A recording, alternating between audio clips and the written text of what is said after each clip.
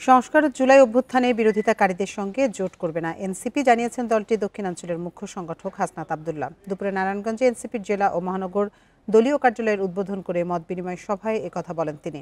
এ সময় তিনি আরও বলেন, যারা সংস্কারের পক্ষে এবং ভারতীয় আধিপত্যের বিরুদ্ধে তারা চাইলে এনসিপি তাদের সঙ্গে জোটবদ্ধ হতে পারে। আওয়ামী লীগ সন্ত্রাসী কার্যক্রম শুরু করেছে, তারা কখনোই গণমানুষের দল ছিল না। গত 2 দিনের কার্যক্রমে তা আবারও প্রমাণ হয়েছে বলে জানান হাসনাত আব্দুল্লাহ।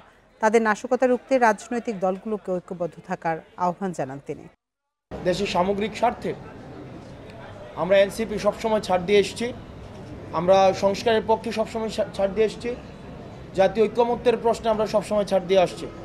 জাতীয় ঐক্যমত্যের প্রশ্নে, সংস্কারের প্রশ্নে যে রাজনৈতিক দলগুলো আসতে চায়, আমরা তাদেরকে নিয়ে পরবর্তী নির্বাচনী কার্যক্রম আমরা পরিচালনা করতে আমরা তাদেরকে ওয়েলকাম জানাবো।